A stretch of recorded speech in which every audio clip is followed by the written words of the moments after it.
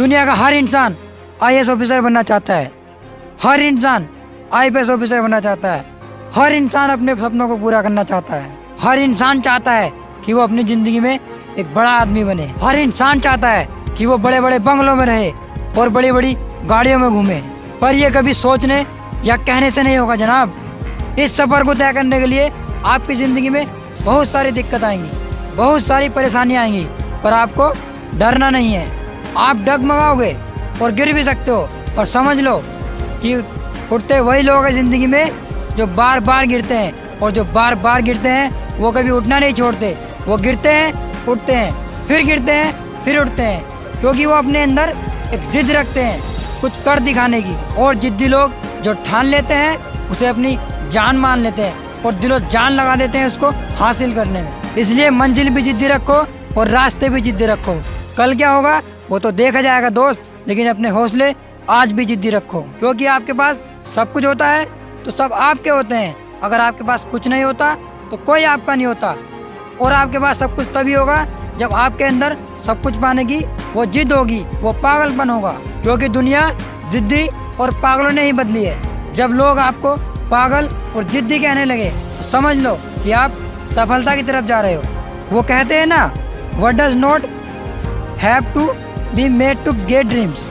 सपनों को पूरा करने के लिए समझदार नहीं, पागल बनना पड़ता है, क्योंकि पागल इंसान कुछ भी कर सकता है। उसके लिए कुछ भी करना कोई बड़ी बात नहीं होती, क्योंकि वो एक जिद्दी इंसान है ना।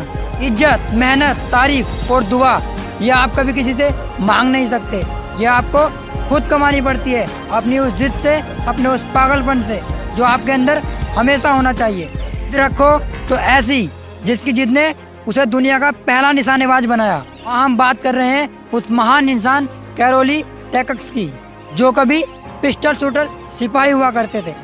उनका सपना था एक बेस्ट शूटर बनने का। कैलोरी सन 1936 में हुए ओलंपिक में अपने देश की तरफ से निशानेबाजी में जाना चाहते थे, लेकिन उनको वहां जाने से रोक दिया गया क्योंकि वो एक सिपाही थे।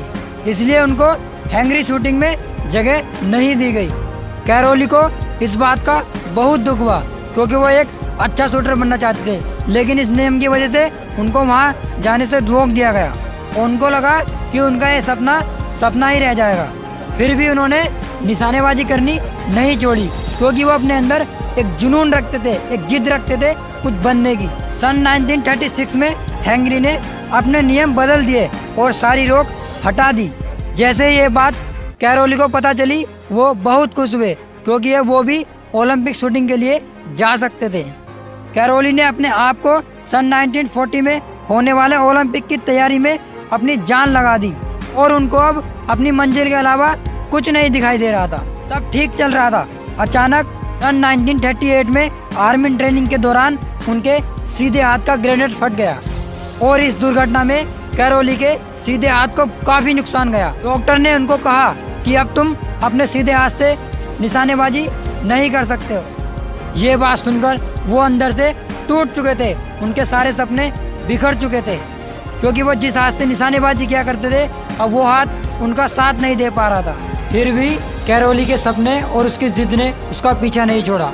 कैरोली को लगा क्यों ना मैं अपने बाएं हाथ से निशानेबाजी करूं, और वो छुप छुप के अपने बाएं हाथ से निशानेबाजी करने लगे, उस हाथ से जिस हाथ से वो पेन तक भी नहीं पकड़ सकते थे। फिर 1939 में हंगरी में राष्ट्रीय स्तर पर पिस्टल शूटर निशानेबाजी प्रतियोगिता हुई। कैरोली टैक्स ने उस प्रतियोगिता में भाग लिया और सभी को हराकर उस प्रतियोगिता को जीत लिया। कैरोली टैक्स का जो भी लोग मजाक उड़ाते थे, आज वही लोग उसके सामने सर नहीं उठा पा रहे थे, और सभी को उन्होंने प्रभावित किया और हंगरी में अपनी एक जगह बना ली। और फिर 1940 में होने वाले ओलंपिक के लिए कैलोरी अपने आप को फिर से तैयार करने लगे, लेकिन दूसरे देश के विश्व युद्ध से 1940 का ओलंपिक रद्द कर दिया गया। और फिर कैलोरी ने अपना ध्यान 1944 में होने वाले ओलंपिक के तरफ डाला, लेकिन विश्व युद्ध की वजह से 1944 वाला ओलंपिक भी रद्द कर दिया गया। कैलोरी सन 1944 में 34 इयर्स के हो चुके थे। एक बार फिर हंगरी वासियों का ओलंपिक जीतने का हौसला डगमगा रहा था, क्योंकि कैलोरी टैक्स की उम्र बढ़ती जा रही थी। पर कैलोरी का एक ही लक्ष्य था, पिस्टल शूटर में ओलंपिक गोल्ड मेडल जीतने का। आखिरकार सन 1948 के ओलंपिक में कैलोरी ने हिस्सा लिया और अपने देश के लिए पिस्टल शूटर गोल्ड मेडल जीता और पूरा देश खुशी से झूम उठा, क्योंकि कैलोरी ने वो कर दिखाया जो इतनी कम एज में आज तक किसी ने नहीं दिखाया।